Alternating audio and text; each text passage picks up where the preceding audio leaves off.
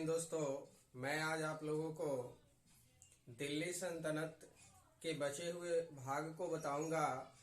मैंने बताया था कि दिल्ली सल्तनत में कुल 5 वंशों ने शासन किया। इसमें गुलाम वंश जिसके संस्थापक कुतुबुद्दीन ऐबक थे, उसके बाद खिलजी वंश जिसके संस्थापक जलालुद्दीन फिरोज खिलजी थे, और आज मैं आप लोगों को तुगलक वंश के बारे में बताऊंगा। तुगलक वंश से संबंधित बहुत सारे प्रश्न आपके विभिन्न परीक्षाओं में आते रहते हैं। तुगलक वंश से पहला क्वेश्चन जो हमेशा आपके प्रश्न पेपरों में देखा जाता है कि दिल्ली सल्तनत का पहला वंश कौन सा है जो सर्वाधिक समयों तक शासन किया। तो दिल्ली सल्तनत का जो सर्वाधिक समय तक शासन करने वाला वंश है वह है तुगलक वंश। तो देखते हैं तुगलक वंश के बारे में। तुगलक वंश के संस्थापक गियासुद्दीन तुगलक थे। तुगलक वंश के संस्थापक कौन है? गियासुद्दीन तुगलक है। अगला क्वेश्चन आता है कि नहरों का निर्माण करने वाला प्रथम शासक कौन हुआ। तो तुगलक वंशीय शासक गियासुद्दीन तुगलक हुए। नहरों का निर्माण करने वाले प्रथम शासक कौन हुए? गियासुद्दीन तुगलक हुए। अब यहाँ पे क्वेश्चन क्या होता है, ओवरलैप करता है। क्वेश्चन आता है कि भारत में सबसे पहले नहरों का निर्माण किसने किया था? तो गियासुद्दीन तुगलक ने किया था। लेकिन सर्वाधिक मात्रा में नहरों का निर्माण किसने किया था? तो फिरोज शाह तुगलक ने किए थे। ये क्वेश्चन आते रहता है एग्जाम में। फिर से याद रखेंगे आप कि भारत में सबसे पहले नहरों का निर्माण किसने किया?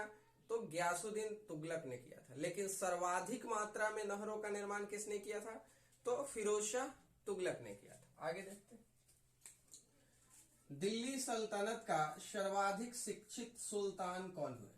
तो मोहम्मद बिन तुगलक हुए। शॉर्ट में एमबीटी करके याद करते हैं कि दिल्ली सल्तनत का सर्वाधिक शिक्षित सुल्तान कौन हुए? तो सबसे पढ़े लिखे सुल्तान मोहम्मद बिन तुगलक थे।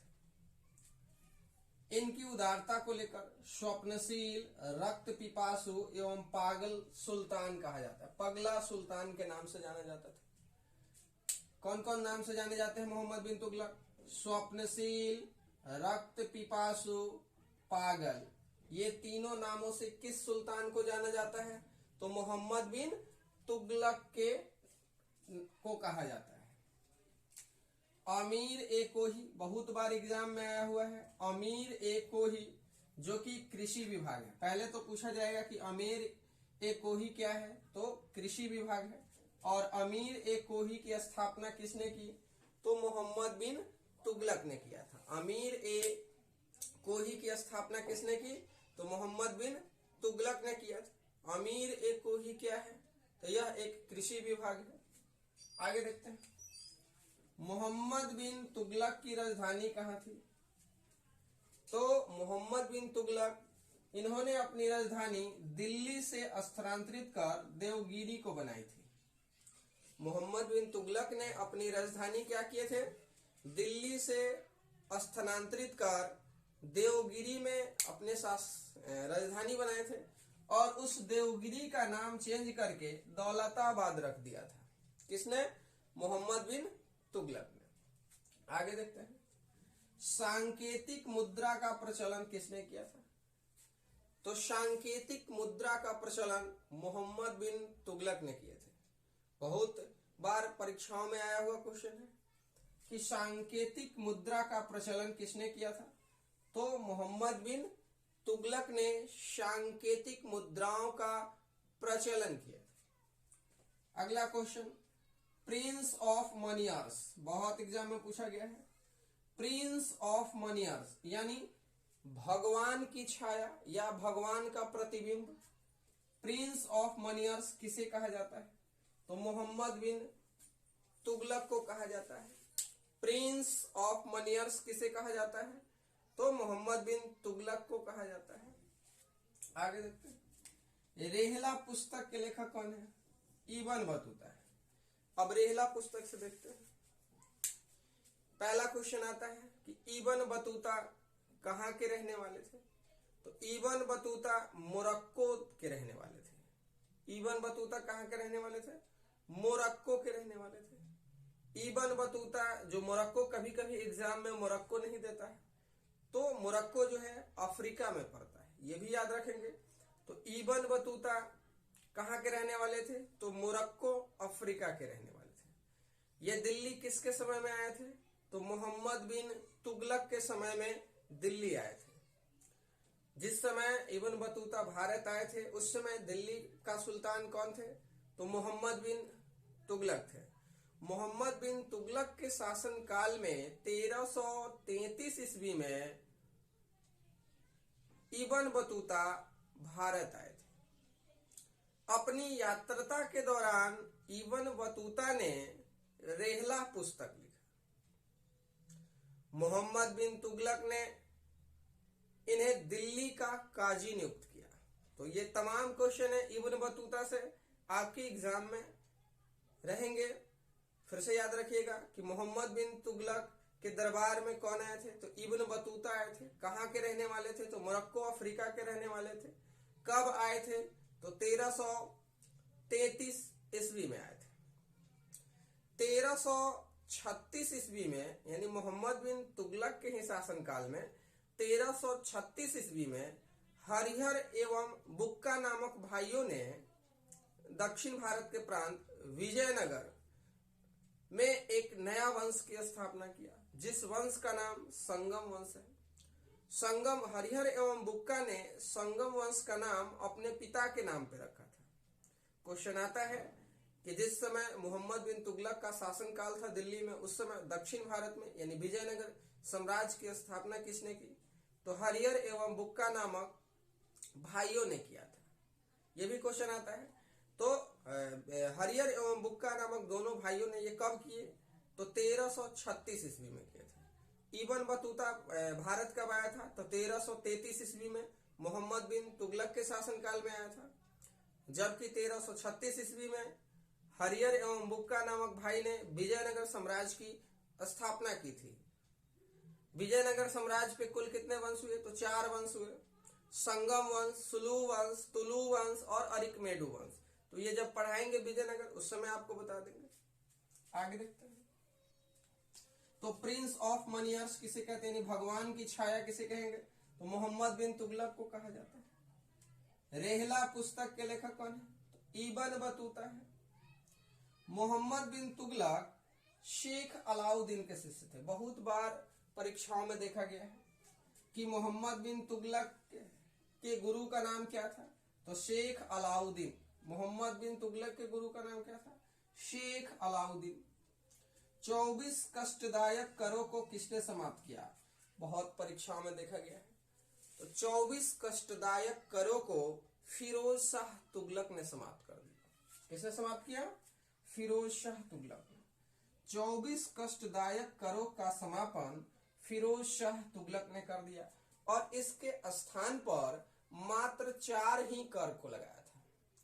जजिया कर, जकात, खस्म और खराज, यही 4 कर थे जो कि फिरोज तुगलक के द्वारा लगाए गए थे। बाकी जितने भी कर थे इस सब की समाप्त कर दी गई थी। क्वेश्चन आता है कि 24 कष्टदायक करों को किसने समाप्त किया? तो फिरोज तुगलक ने समाप्त किया। आगे, ब्राह्मणों पर जजिया कर लागू करने वाला दिल्ली का पहला सुल्तान कौन था? तो ब्राह्मणों पर जजिया कर लागू करने वाला दिल्ली का पहला शासक फिरोज शाह तुगलक हुआ। ये वेरी वेरी इंपॉर्टेंट क्वेश्चन है। ये हमेशा एग्जाम में देखे जाता है कि ब्राह्मणों पर जजिया कर लागू करने वाला पहला मुसलमान शासक कौन था? तो फिरोज तुगलक थे। फिरोज शाह तुगलक थे। आगे देखते, सल्तनत काल में सबसे अधिक गुलाम या दास किसके समय में थे? तो फिरोज शाह तुगलक के समय में। सल्तनत काल में सबसे अधिक गुलाम या दास किसके शासनकाल में थे? तो फिरोज शाह तुगलक के शासनकाल में थे। लगभग 1,80,000 के पास गुलाम या दास इनके शासनकाल में थे। आगे देखते हैं, दीवान ए खैरात विभाग की स्थापना किसने की? तो फिरोज शाह तुगलक ने किया था। यह दीवान ए खैरात क्या है? तो असहाय एवं अनाथों के लिए बनाया गया था। असहाय एवं अनाथ मुस्लिम महिलाओं विधवाओं के लिए दीवान ए खैरात विभाग की स्थापना फिरोज शाह तुगलक के द्वारा किया गया था। दीवान ए बंदगान, यह दास विभाग था। दीवान ए बंदगान जो कि एक दास विभाग है, ये भी क्वेश्चन आता है। दीवान ए बंदगान विभाग की स्थापना किसने की? तो फिरोज शाह तुगलक ने किया था। दीवान ए बंदगान विभाग की स्थापना किसने की? फिरोज शाह तुगलक ने किया था। अगला क्वेश्चन देखते हैं। दिल्ली में कोटला फिरोज शाह दुर्ग या फिरोज शाह कोटला जो दुर्ग है का निर्माण किसने करवाया था? तो फिरोज शाह तुगलक ने करवाया था। दिल्ली में कोटला या फिरोज शाह कोटला दुर्ग का निर्माण किसने करवाया था? तो फिरोज शाह तुगलक ने करवाया था। अगला प्रश्न आता है, तैमूर लंग के आक्रमण के समय दिल्ली के शासक कौन थे? तो तैमूर लंग के आक्रमण के समय लगभग 1398 के आसपास तैमूर लंग के आक्रमण के समय दिल्ली का सुल्तान तुगलक वंश का अंतिम शासक नासरुद्दीन महमूद थे। क्वेश्चन आता है कि तैमूर लंग के आक्रमण के समय दिल्ली के सुल्तान कौन थे? तो नासरुद्दीन महमूद थे। नासरुद्दीन महमूद कौन थे? तो तुगलक वंश का अंतिम शासक कौन है? तो नासरुद्दीन महमूद है। तुगलक वंश के प्रथम शासक कौन हुए? तो ग्यासुद्दीन तुगलक हुए। तो इस तरह से आप लोग याद रखेंगे। आगे देखते हैं। किस सूफी संत के साथ ग्यासुद्दीन तुगलक का संबंध अच्छा नहीं था? बहुत बार परीक्षाओं में पूछा गया क्वेश्चन है ये कि किस सूफी संत के साथ ग्यासुद्दीन तुगलक के अच्छे संबंध नहीं थे? तो निजामुद्दीन औलिया के साथ ग्यासुद्दीन तुगलक के अच्छे संबंध नहीं थे। ग्यासुद्दीन तुगलक जब बंगाल विजय अभियान पे जा रहे थे उसी समय निजामुद्दीन औलिया से कहे थे कि मेरे बंगाल लौटने तक आप दिल्ली छोड़ देंगे। इस पे निजामुद्दीन औलिया ने कहा था, दिल्ली ए हनूज दुरस्त। निजामुद्दीन औलिया क्या कहे थे? हनूज ए दिल्ली दुरस्त। हनूज ए दिल्ली दुरस्त। इसका अर्थ यह है दिल्ली अभी दूर है। किसने कहा था? निजामुद्दीन औलिया ने कहा था। किसने कहा था? दिल्ली अभी दूर है। तो निजामुद्दीन औलिया ने कहा था। किसके ऊपर कहा था? तो सुल्तान ग्यासुद्दीन तुगलक के ऊपर कहे थे। आगे देखते हैं। होली के त्योहार के सार्वजनिक उत्सव में भाग लेने वाला दिल्ली का प्रथम सुल्तान कौन था? बहुत इंपॉर्टेंट प्रश्न है। होली के त्योहार के सार्वजनिक उत्सव में भाग लेने वाला दिल्ली का प्रथम सुल्तान कौन था? तो मोहम्मद बिन तुगलक था। एमबीटी जी से बोलते हैं। होली त्योहार में भाग लेने वाला तुगलक वंशीय शासक कौन था? तो मोहम्मद बिन तुगलक थे, यानी कि एमबीटी थे। आगे देखते हैं। किस जैन संत के साथ मोहम्मद बिन तुगलक के अच्छे घनिष्ठता थे? किस जैन संत के साथ मोहम्मद बिन तुगलक के संबंध घनिष्ठ थे? तो वो जैन संत कौन थे? जीन प्रभा सूरी। जैन संत का नाम क्या है? जीन प्रभा सूरी है। आगे देखते हैं। सर्वप्रथम लोक निर्माण विभाग की स्थापना किसने की? फिरोज शाह तुगलक ने किया था। सर्वप्रथम लोक निर्माण विभाग की स्थापना किसने की? फिरोज शाह तुगलक ने किया था। टोपरा तथा मेरठ से 2 अशोक स्तंभ लेख। टोपरा तथा मेरठ से 2 अशोक स्तंभ लेख किस शासक के द्वारा दिल्ली लाया गया? तो फिरोज शाह तुगलक के द्वारा। ये भी प्रश्न जो हैं विभिन्न परीक्षाओं में पूछे जाते हैं कि टोपरा एवं मेरठ से अशोक के 2 स्तंभ लेखों को दिल्ली किस शासक ने लाया? तो फिरोज शाह तुगलक ने लाया। आगे देखते हैं। तुगलकाबाद नामक शहर की स्थापना किसने की? तो तुगलकाबाद नामक शहर की स्थापना फिरोज शाह तुगलक ने किया। सॉरी, तुगलकाबाद नामक शहर की स्थापना गयासुद्दीन तुगलक ने किया था। ये क्वेश्चन आता है कि तुगलकाबाद नामक शहर की स्थापना किसने की? तो गयासुद्दीन तुगलक ने किया था। मोहम्मद बिन तुगलक ने दिल्ली का काजी किसे नियुक्त किया था? तो मैंने पहले ही बताया कि इब्न बतूता जो रहला पुस्तक के लेखक हैं, उसे मोहम्मद बिन तुगलक ने दिल्ली का काजी नियुक्त किया था। सर्वाधिक नहरों का निर्माण कराने वाला शासक कौन थे? तो फिरोज तुगलक थे। अभी हमने बताया था कि नहरों का निर्माण करने वाला प्रथम शासक तो गयासुद्दीन तुगलक थे। आएगा आपके एग्जाम में, आपके विभिन्न परीक्षाओं में पूछा जाएगा कि नहरों का निर्माण सबसे पहले किसने किया था? तो गयासुद्दीन तुगलक ने किया था। लेकिन सर्वाधिक नहरों का निर्माण किसने किया था? तो फिरोज शाह तुगलक ने किया था। यह विभिन्न परीक्षाओं में आएगा। ताश घड़ियाल, ये इंपॉर्टेंट प्रश्न है। ताश घड़ियाल और एक जलघड़ी, ताश घड़ियाल और एक जलघड़ी का निर्माण किस शासक ने करवाया था? तो फिरोज शाह तुगलक ने करवाया था। ताश घड़ियाल और एक जलघड़ी का निर्माण फिरोज शाह तुगलक ने करवाया था। याद रखेंगे। सल्तनत युग का अकबर किसे कहा जाता है? सल्तनत युग का अकबर किसे कहा जाता है?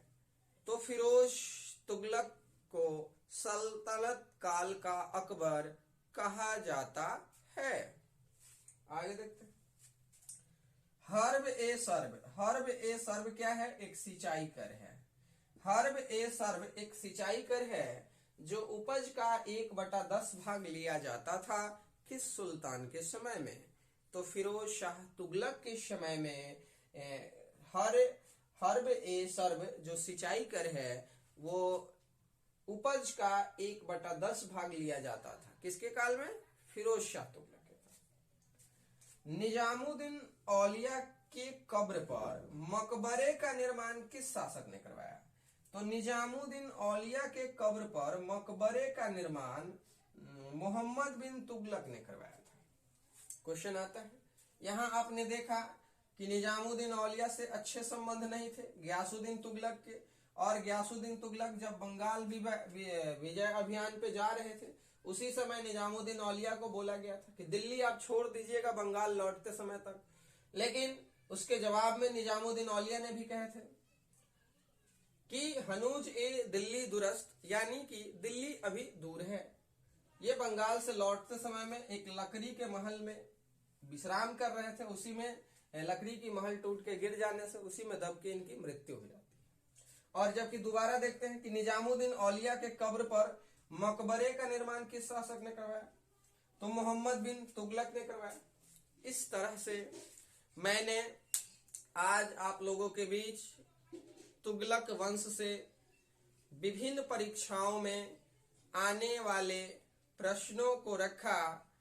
और मैं फिर से बताना चाहूंगा कि मैं उसी प्रश्न को रखता हूं जो विभिन्न परीक्षाओं में रखे जाते हैं या रहते हैं। एक रिक्वेस्ट है आप लोगों से कि आप लोग चैनल को ज्यादा से ज्यादा सब्सक्राइब करें, शेयर करें और लाइक करें, ताकि इससे मेरा मनोबल और भी आगे बढ़ेगा और मैं इससे भी अच्छी क्वालिटी की प्रश्नों को या वीडियो को लेके लगातार आता रहूंगा। तो सो प्लीज गाइस, आप लोग क्या करेंगे? लाइक, शेयर और कमेंट करेंगे। कॉम्पिटिटिव क्लासेस की ओर से आप सभी लोगों को परिपूर्ण तैयारियां कराई जाएगी। धन्यवाद।